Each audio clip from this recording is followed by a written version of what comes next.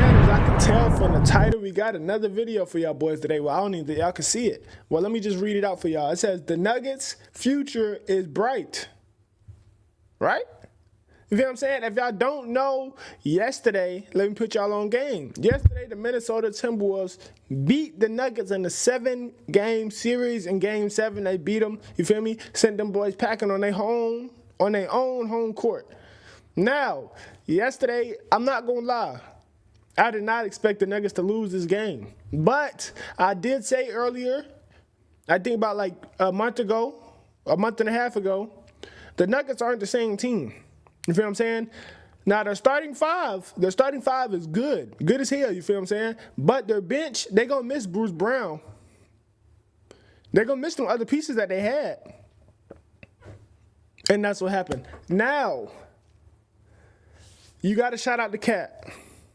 You got to shout out to Jaden McDaniels, and you got to shout out that boy Anthony Edwards. Anthony Edwards didn't have that good of a offensive game, but defensively, I'm locked up, they won't let me out.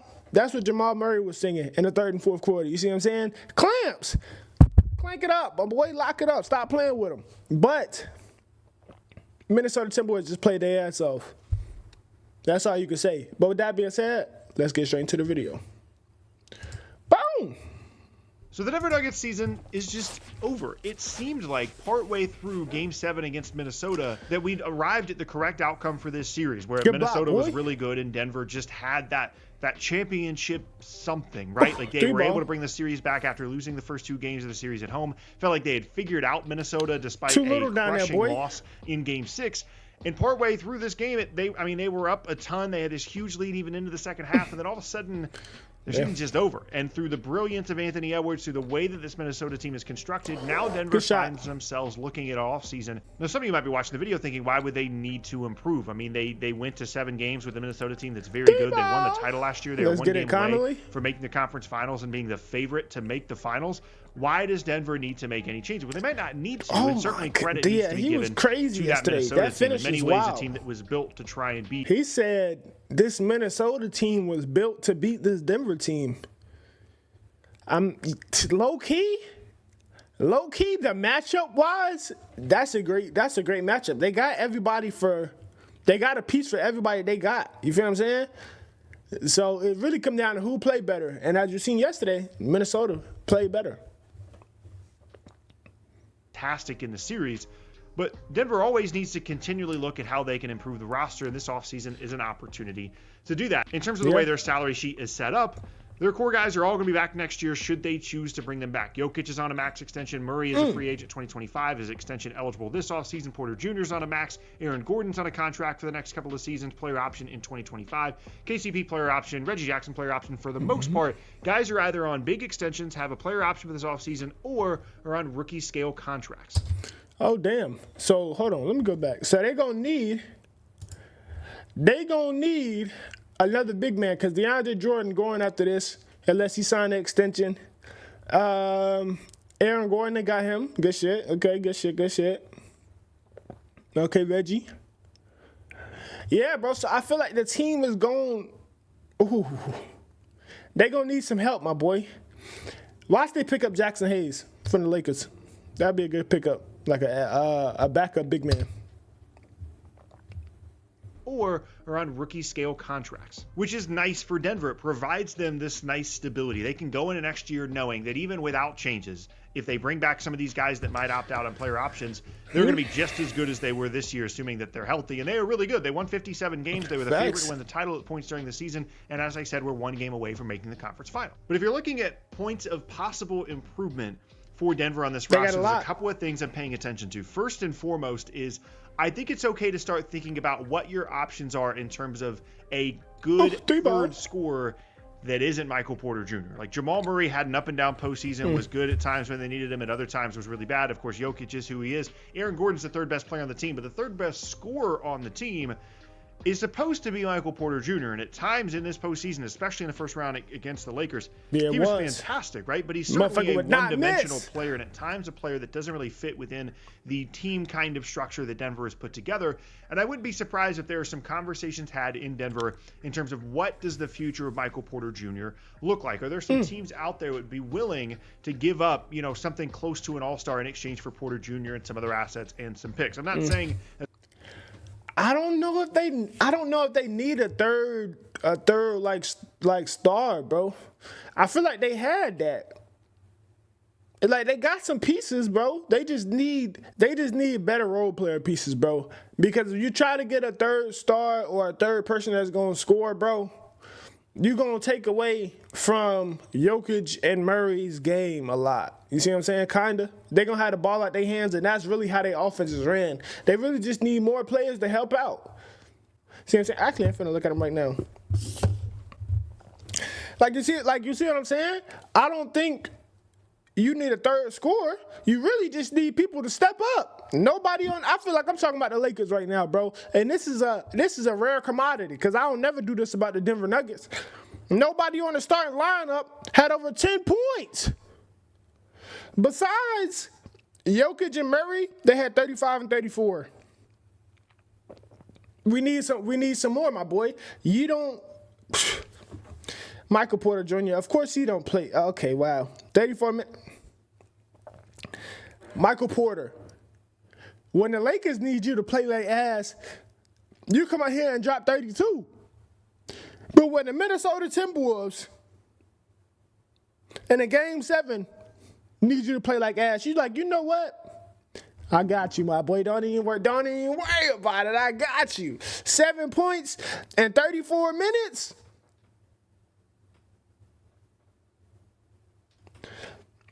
Oh, my Aaron Gordon hold on. Can y'all see that? Y'all can see that, right? Hold on. Y'all can't even see that. Bro, Aaron Gordon played 42 minutes with 4 points. Oh, yeah, he's trash. Yeah. Nah, it's going to happen. I'm not saying that's the level of value that Porter has throughout the league, given the injury history of him, as well as the contract that he's currently on. And I'm not even saying that it's a move that Denver would make or would make sense for them. But again, it's all about evaluating the strengths of the team. And at certain points in this series, when Jamal Murray was struggling and it was just Jokic out there creating, it felt like they needed a little bit more of an offensive punch. Now, that could be someone to replace Michael Porter Jr., or as we're going to talk about a little bit later, someone to come off the bench, a little bit more of a creator, someone that's a little bit more dynamic. Yeah. And that, of course, would not cost them trading away Michael Porter Jr. But Bruce Brown was that it. Bruce Brown was it for y'all. He is an interesting player to take a look at. The other thing that has to be addressed, like just 100%, they cannot go into next season, in my opinion, without at least trying to address this issue, and that is the bench. Their bench this season was basically Reggie Jackson, who is very up and down, and a handful of young guys. We're talking about Julian Strawther. We're talking about Peyton Watson. We're talking about Christian Brown. And like those guys are good at times, but it's hard to rely on those kinds of players in moments that you really, really need them. And even though Christian Brown at times this postseason and at times last postseason was really good, it would be nice to have not only guys that maybe were on a little bit more on the veteran side, guys you could potentially rely on in some of these big games, someone maybe a little bit more like KCP, although obviously he's a starter, but also that explosive offensive presence off the bench. Like when you look at the shot creators on this Denver roster, there is a significant gap between them and a lot of the other top tier teams in the conference. Of course, you have Jokic, you have Jamal Murray, and that's basically it. Like if Reggie Jackson's not playing well, they've got two creators. And in today's NBA, that's just not good enough, even with the brilliance of Jokic and at times the brilliance of Jamal Murray. So if I don't get it fucked up. That white dude that's coming off the bench, his name start with a C? Okay. Get that boy a year. Get that boy 2 more years. He gonna be Austin Reeves coming off the bench. Trying to tell you. And he got the clamps on him, boy. He can hit open threes. That white boy that's coming off the bench for Denver, he's nice. I feel like he just now getting started, though. I didn't see him until this year. So if he was on the other team, I'm not sure. But I know he is kind of decent. Boy, don't sleep on that thing. them, I'm certainly looking at addressing not only the bench as a whole, but as I mentioned in the first section as well, trying to add a more explosive scoring punch to this team, whether that be Jordan Clarkson, whether it be a variety of different players around the league, as long as it fits within the team structure that they want. They need like a Jamal Murray light off the bench, and they need a little bit more of a veteran presence overall off the bench. Another point of improvement for me, absolutely for Denver, they need to take a look at is they need a legitimate backup five. I understand that they're never going to get someone that's going to play the way that Jokic does, and it can be difficult to adjust things one way or the other depending on which unit is out there, and that's one of the reasons that they like to try and play Aaron Gordon at the five is because they can try and run a little bit of offense through him, have him be a little bit of a facilitator. I understand all those things. But you need to have some kind of other option here in a series in which, like against Minnesota, you need another guy that maybe isn't the size of Jokic, but someone similar to that, right? Like DeAndre Jordan and Reggie Jackson can't be your backup one and your backup five next year. That just can't be a thing, right? Because there are going to be times, there are going to be series that you match up against a team like Minnesota that just kind of overwhelms you with size. And as we saw in Game 7, Jokic, this isn't the only reason. The lack of size, not the only reason this was the case, but it was a significant reason. He played all but 1 minute in the game, and partially because Denver is just terrible in all the non-Jokic minutes, which goes back to some of the other issues we've already talked about. But also, they don't really have a replacement for him just from a size perspective. One of the reasons they picked up DeAndre Jordan is because a lot of their offense is based off the pick and roll between Murray and Jokic. So when they come out, they don't want to have to switch their whole offense up. So let's pick up DeAndre Jordan. Who is he? A great lob threat, a great roller. Who is Reggie Jackson? Somebody that can move off the dribble, create for other players, and shoot wide open shots. That's why they have Reggie Jackson and DeAndre Jordan back there, in my opinion. But the boys just didn't live up to their name. It is what it is. Y'all do got to get some other pieces, though. But having those two wasn't a bad idea. Like, those was good backup. You feel me? DeAndre Jordan, both of them is a little bit on the older side. But that's what you're going to get coming off the bench when you're the reigning champions. You're not finna have a... Yeah, come on now. Come on now. Think about it. But they do need some other pieces. You was right, my bro. Proceed, though.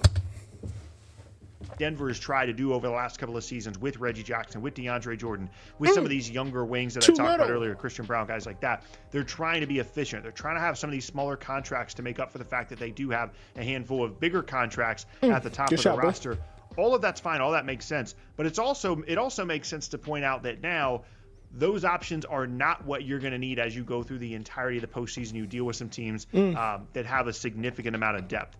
And I think that one of the things that we're going to start to learn a little bit about Denver over the next year or two is that, yes, they're really good, but they arguably rely more on their best player than any other team in the entire league to reach the level of good that they are. Like Jokic, as is of course obvious in the name of MVP, most valuable player, is as valuable to his team as any other team in the entire league, but it's not just the value that he brings, it's how much this team relies on him for everything, especially of course offensively. Jokic got a bad game. There just needs to be a little bit more versatility. There needs to be a few other options. There needs to be a guy that could randomly drop 25 in a playoff game, even though I guess you could say Reggie Jackson's that guy. There needs to be someone other than Reggie Jackson that can also do that. And I think it's okay for a couple of different things to be true.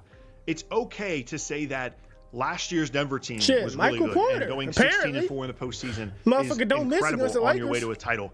And it's also okay to admit that there were holes in the roster last season and holes in the roster this season that could have been addressed that weren't, and largely got covered up by the absolute brilliance of Nikola Jokic. It's okay for multiple things to be true. It's okay for them to be a championship level team this season had they won Game 7 against Minnesota, potentially made the finals, potentially won the title. It's okay for that to be true, and it's also okay for it to be true that they can and should make improvements this offseason. Which leads me to really my final point here. I think Nikola Jokic is safe. Everybody else on the roster, it's obviously not a complete teardown. It's worth at least looking at the value and how you could change things up for everyone else. And I understand the overall team success that they've had, specifically the last 2 seasons, but there are significant issues with the roster that I think they could take a really hard look at. Now, the issue for Denver is they owe multiple future first-round picks.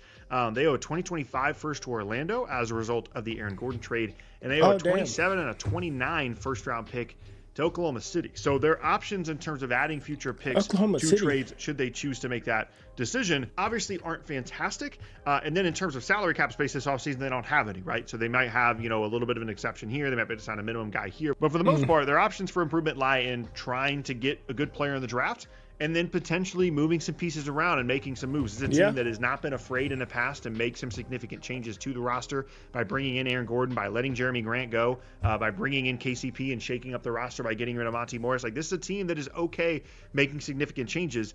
And obviously, at the end of the day, they're still very good, and the sky is absolutely not falling in Denver. But once you win a title, once you establish yourselves as the best team in the league, other teams are going to start coming after you. They're going to start looking at how can we beat this team. And I think specifically Minnesota, as well as other teams in the conference, have really targeted the weaknesses of this Denver roster, namely no backup five, namely no bench, namely no other offensive scores, explosive offensive scores, I should say, other than Jokic and Murray and at times Porter Jr. And they've started to identify those weaknesses, and it's time for Denver to also identify those weaknesses and potentially make some changes. So at the end of the day, sky's not falling for Denver. They certainly have plenty.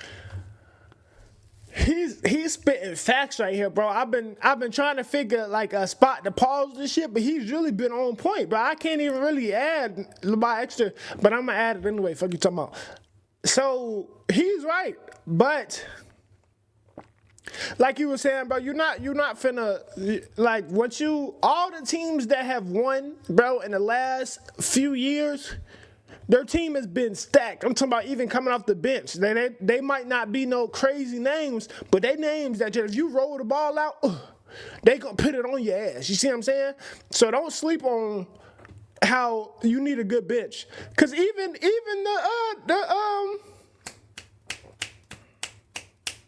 Timberwolves, their bench is decent, bro. Nas Reed coming off the bench. You see what I'm saying? They got some other pieces that'll really do something to you. So don't play with them. That's why I might like the Timberwolves over the Mavericks. And in the Western Conference Finals, this might be the Timberwolves' year to go to the finals, bro. They ain't winning so long. They're a young team, but they hungry. Bro, it's something about the Mavericks we don't know about. I just don't have faith in the Mavericks to win all the way, bro. It's just I don't know. Maybe they can. You know, hopefully they can, because I'm actually a low-key, I'm a Kyrie fan. See what I'm saying? So if they did win, I'm not going to be mad. He won his first ring without LeBron. He needed it. It's been about time. See what I'm saying? But I don't know, my boy. You do need some depth.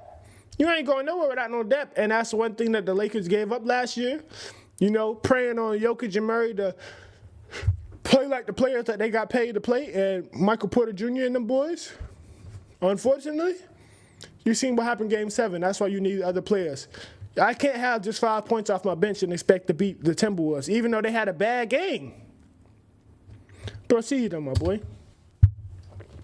Of options to try and maneuver things, around with the roster via trade if they choose to. And even if they don't, even if they add a couple of guys along the edges, bring back everybody next year, they're absolutely going to be a force to be reckoned with. But I wouldn't be surprised at all if in the offseason there's some rumblings about, hey, maybe KCP opts into his player option and we try and move him. Hey, maybe we explore the value of Michael Porter Jr. with some of these other guys around the league that could be available. Those are all going to be conversations had in Denver, and I think it makes total sense, even with as good of a regular season and as promising of a postseason they potentially could have had.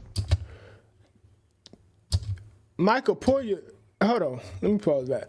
Michael Porter Jr., you gonna weigh the options of Michael Porter Jr.? I don't know if I like that one, Brody, because he's actually like he's a homegrown piece. Now, if it was Aaron Gordon, somebody that they traded for, I can see that. But when somebody draft you to a team and you've been going there and you've been doing pretty good, the fans get to know you, they think that you're homegrown. Now, they're kind of not as fast to trade those pieces as they would somebody else that just got picked up or something like that. You feel me? Does that make sense? Yeah? No? Okay. But with that being said, that's going to conclude today's video. Y'all do go subscribe to my boy. Hold on. What's his name right there? Sporting Logically. Y'all boys go subscribe to that man right there. You feel what I'm saying? But this is going to conclude today's video. If you like what you saw, hit that like button. Hit that subscribe button. Turn on your post notifications. And I'm out.